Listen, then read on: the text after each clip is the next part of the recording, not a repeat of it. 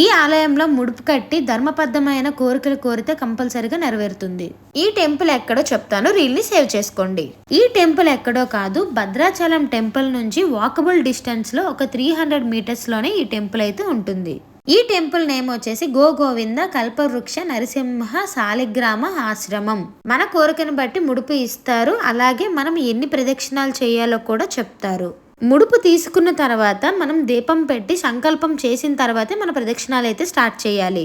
వాళ్ళు చెప్పే మంత్రాన్ని జపిస్తూ ప్రదక్షిణాలను అయితే కంప్లీట్ చేయాలి. మనం చేసే ప్రతి ప్రదక్షిణ గోవిందుడికి అలాగే గోవుకి కలిపి చెయ్యొచ్చు.